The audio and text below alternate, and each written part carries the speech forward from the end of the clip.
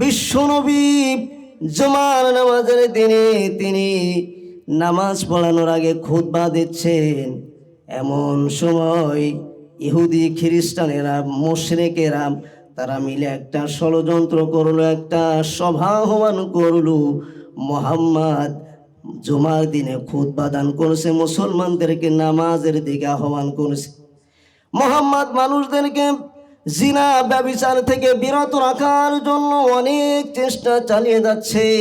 এই মানুষদেরকে কিভাবে নাচ গান দেখানো যায়, এই মানুষদেরকে কিভাবে জিনার দিকে আহ্বান করা যায়, এইভাবে তারা একটা পরামর্শ সভা আহ্বান করলো। এরপরে এক পর্যায়ে তারা একটা সিদ্ধান্তে উপনীত হলো, মহিলা ভাড়া করে এনে নাচ গানের ব্যবস্থা করতে হবে। নাউজুবিল্লাহ বলবেন না?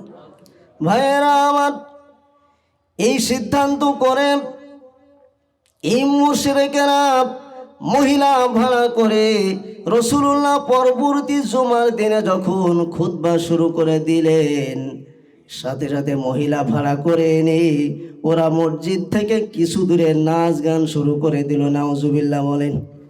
ভাইয়েরা আমার, কোরআনে কারীমের ভিতরে আল্লাহ সূরা জুমার ভিতরে আলোচনা করেছেন, যখন তারা নাচ গান শুরু করে দিল তখন রাসূলুল্লাহর সামনে থেকে কিছু সংখ্যক মুসলমানেরা উঠি নাচ গান দেখার জন্য ওরা বাহিরে বের হয়ে গেল। নাউজুবিল্লাহ বলেন।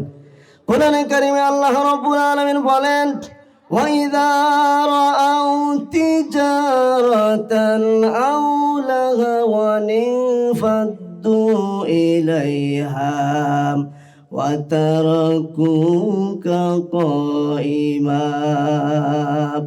আল্লাহ রাব্বুল আলামিন বলেন, নবীজি যখন আপনি জুমার দিনে খুতবা দান করছেন, এমন সময় মুশরিকেরা তারা নাচ গান করার উদ্দেশ্যে মহিলা ভাড়া করে এনে যাদেরকে নাচ গান দেখানোর জন্য নিয়ে গেল। আমি আল্লাহ রাব্বুল আলামিন সব কিছু দেখেছি। ওই মহিলাদেরকে ওরা নাচ গান দেখাচ্ছে। এই সময় যখন কিছু সংখ্যক মুসলমানেরা ওই নাচ গান দেখার জন্য চলে গেল, ওই মুসলমানদেরকে ওরা বলছে, ও মুসলমানেরা, নামাজ পড়ে কি লাভ হবে? নামাজ তো অত্যন্ত কষ্টের কাজ। নাউজুবিল্লাহ বলেন। রোজা রাখা অত্যন্ত কষ্টের কাজ, হজ করা অত্যন্ত কষ্টের কাজ। কোরআন হাদিস শুনে কি হবে? নাচ দেখো, গান শোনো, আনন্দ করো, তোমরা দুনিয়ার আমোদ ফুর্তি করো। মুহাম্মাদের কথা তোমরা আর শুনবে না, আমাদের কথাগুলি তোমরা শোনো। নাউজুবিল্লাহ বলেন। রাসূলুল্লাহ বলেছেন, নাচ গান মানুষদেরকে জিনার দিকে আহ্বান করে। নাচ গান মানুষদেরকে কিসের দিকে আহ্বান করে? কথা বলেন। সূরা লুকমান 21 নম্বর পারা 10 নম্বর সাফে আল্লাহ রাব্বুল আলামিন বলেন, ওয়া মিনান নাসি মান ইয়াশতারি লাহু ওয়াল হাদিসি লিয়ুদিল্লাহ সাবিলিল্লাহ। আল্লাহ রাব্বুল আলামিন বলেন, নবীজি এই পৃথিবীতে কিছু সংখ্যক মানুষ এমন আছে, ওয়ামিনান নাসি মান ইয়াশতারি, মানুষের ভিতরে কিছু সংখ্যক মানুষ এমন আছে যারা বক্স ভাড়া করে এনে এনে নাচ গান মানুষদেরকে শোনায়। এরপরে শিল্পীদেরকে ভাড়া করে এনে এনে ওরা নাচ গান দেখায়, মানুষদের ইমান হরণ করে। ওমিনান নাসি মান ইয়াশতারি লাহু ওয়াল হাদিস লিয়ুদিল্লা আন সাবিলিল্লাহ, ওদের উদ্দেশ্য হলো মানুষদের ইমান আমলগুলি ধ্বংস করে দেওয়া। ঠিক কিনা বলেন? আল্লাহ রাব্বুল আলামিন বলেন, উলাইকা লাহুম আযাবুম মুহিন।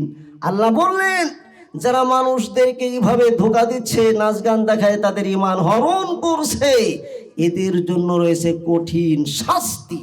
নাউজুবিল্লাহ বলেন। তাহলে আজকে এই রাতে যারা এই কামগুলি করবে, এদের জন্য জান্নাত ওয়াজিব। কি বলেন? জান্নাত ওয়াজিব না?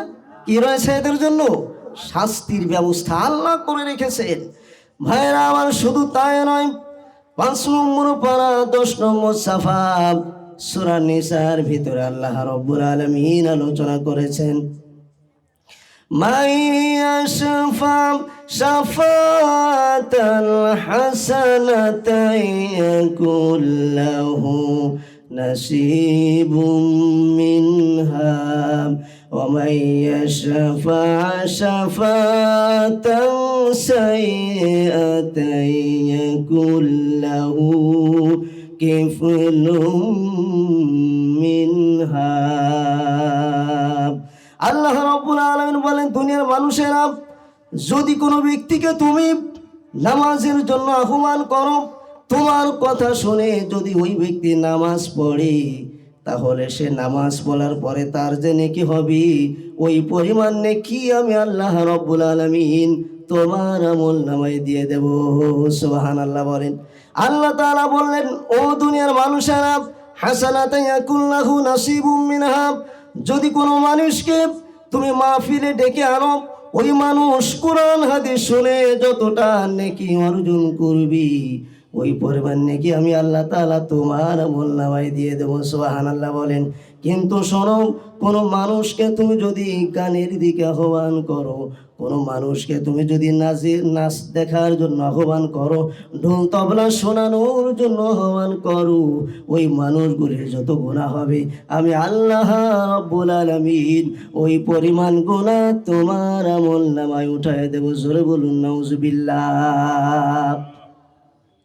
যতগুলি মানুষ আপনার গানের আওয়াজ শুনবে, আপনার নাচের এইগুলি দৃশ্যগুলি দেখবে, এই মানুষগুলির যত গুনাহ হবে, যারা নাচবে, যারা গান গাইবে, যারা আয়োজন করবে, যারা টাকা পয়সা দিয়ে সহযোগিতা করবে, যারা মৌন সম্মতি দ্বারা সমর্থন করবে, প্রত্যেক ব্যক্তির একই স্বভাব হবে।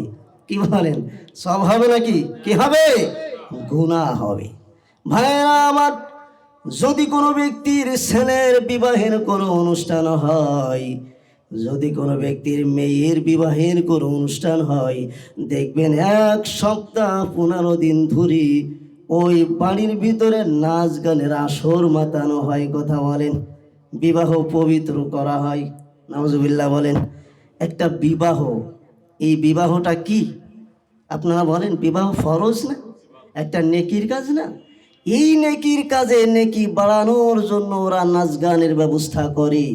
আগে তো দেখতাম যে নাচ গান হতো, শিল্পীদেরকে ভাড়া করে আনা হতো বড় বড় মাঠে। এখন যেই বাড়ি বিবাহ হয়, যেই বাড়ি কোনো মুসলমানের অনুষ্ঠান হয়, ওই বাড়িতে দেখবেন শিল্পীদেরকে ভাড়া করে এনে ওই বাড়ি নাচ গানের ব্যবস্থা করা হচ্ছে। মাঠে যাওয়ার কোনো দরকার হচ্ছে না। কথা বলেন। কত উন্নতি হয়েছে মুসলমানদের। ভাইরা আমার, আপনার ছেলের বিবাহের সময়, আপনার মেয়ের বিবাহের সময় আপনি যে 1 সপ্তাহ ধরে নাচ গানের ব্যবস্থা করলেন, আপনার এই নাচ গান যতগুলি মানুষ শুনবে, এই মানুষগুলির যে গুনাহ হবে, এই গুনাহ আল্লাহ রাব্বুল আলামিন ওই ছেলের পিতা অথবা মেয়ের পিতার আমল নামায় উঠায় দেবেন। জোরে বলুন নাউজুবিল্লাহ।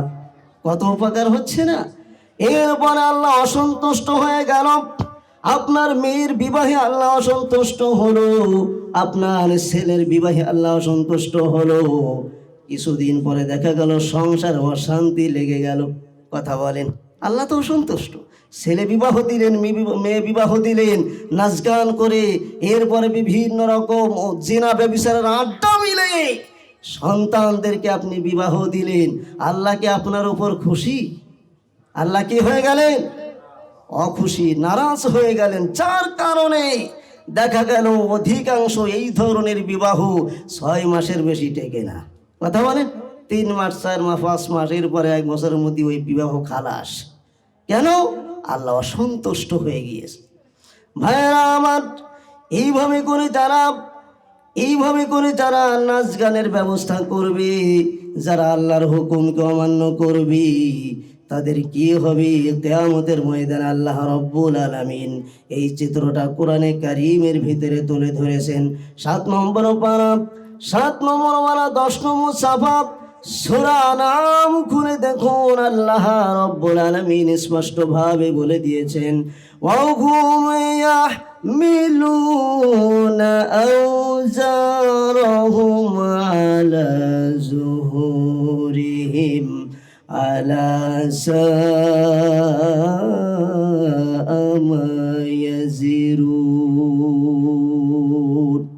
আল্লাহ রাব্বুল আলামিন বলেন, এই ব্যক্তিদের যত গুনাহ হবে, যত পাপ হবে, যত অন্যায় হবে, এই গুনার বোঝা আমি আল্লাহ রাব্বুল আলামিন ওয়াহুম ইয়াহমিলুনা আওজারহুম আলা যুহুরিহিম, ওদের পিঠের উপরে আমি আল্লাহ কিয়ামতের ময়দানে উঠায় দেব। এই গুনার বোঝা যখন পিঠের উপর আল্লাহ উঠায় দেবে, সাথে সাথে ওই মানুষগুলি কোমর পর্যন্ত ডেবে যাবে, এরপরে গলা পর্যন্ত ডেবে যাবে। কিয়ামতের ময়দানের সকল মানুষদেরকে লক্ষ্য করে বলবে আর চিৎকার করে বলবে, ও কিয়ামতের বাসীরা, ও এই ময়দানের বাসীরা, আমাকে তোমরা এই আল্লাহর আযাব থেকে বাঁচাও। নাউজুবিল্লাহ বলেন।